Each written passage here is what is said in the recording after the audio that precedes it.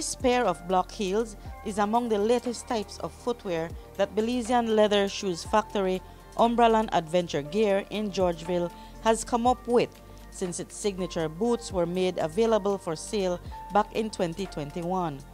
Co-owner of Umbraland, Nancy Marion, told News 5 that she decided to add a woman's line to offer something that can be worn with comfort in the office or out in the field, while adding inches to the height. Being a woman in business and being the feminist that I am, I felt that we're leaving out the woman. But when I look at shoes, I spent years wearing high heel shoes, Marion, and they're very uncomfortable. And so I wanted to create something that I can work with the whole day. As you can see, I walk on the rough road and it was fine. Thicker heels, sturdier, real leather, that can last me but also looks nice, so I can go into a meeting, a cocktail or whatever. It's a very versatile design and very, very sturdy, very comfortable as well. It's soft inside. I can be all day on it and my feet don't hurt. So that was the idea, to create something for a woman like me, a woman that is active, that doesn't like too dainty, but, you know, likes to look good still. The design is one that Marion came up with herself, and her shoemaker tweaked it until they got what they wanted. The shoemaker that we have, one of them is from Honduras, and he started in the trade as a designer. So he actually is a designer, and he became a shoemaker afterwards. So we've been getting along really good, and he's been very, very good at capturing my ideas. So although I'm not very good at designing, I scribble something and I tell him what I want, and he really, really does a good job in capturing it. We were scared and wary to enter the female market because it's so varied and big. Yes. And of course, it took the courage and the vision of Nancy Marion to usher it in. And I think that she's doing is bringing in a whole new element that we didn't want to venture in, but it took that vision and that courage. And without that, we are stuck to trying to stay limited to the boots. There was also input from some women on the design after Marion went online with her idea. And for the women who are not into heels or prefer a more casual look, you'll be happy to learn that there's also new leather sandals and handbags that have just come online on the scene. We also created sandals, low.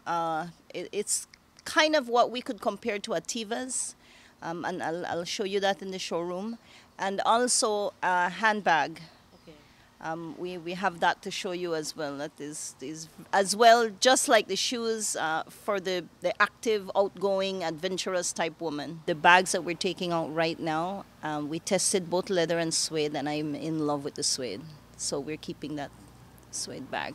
Before now, Umbraland had been doing just boots, including work boots and boots for agricultural purposes and military boots, with the hope that one day they could be contracted to supply their handmade leather boots to the Belize Defense Force and or the Belize Police Department.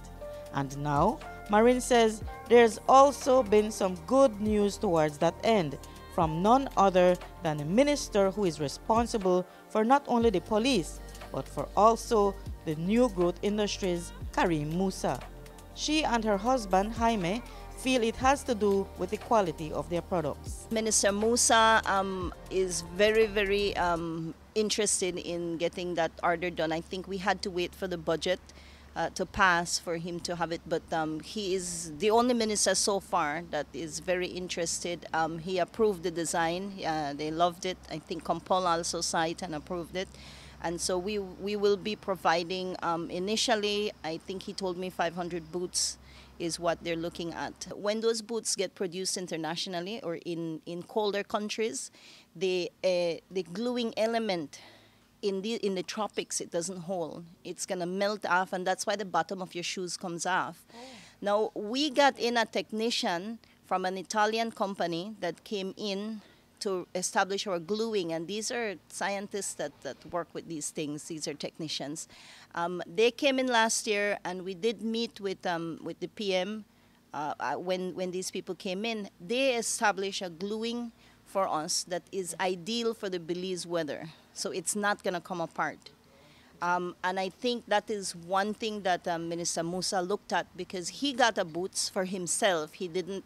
What I love about Minister Musa is that he didn't depend on anybody else to give him a report. He tried it himself. The commander of the Coast Guard also tried the boots themselves, and they gave really good feedback.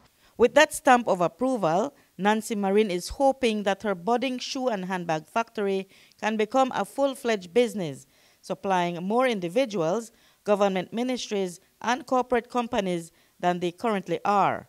Marion says they can meet the demands. We can meet the demands. We're going slow right now because we don't have the ardor, and it's hard to keep a large staff if we don't have these contracts.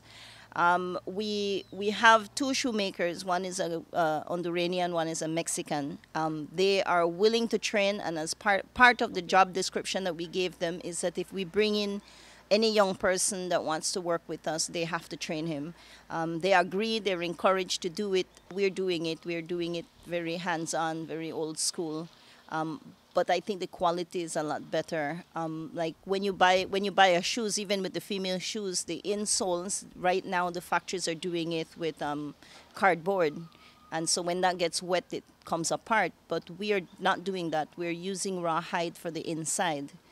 All the boots are made of leather material sourced locally from treated cowhide, while women's shoes and handbags are made of treated sheep hide, which is a softer type of leather. With this new line out, the Marions are hoping to attend Fashion Week next year. Reporting for News 5, I'm Marion Ali.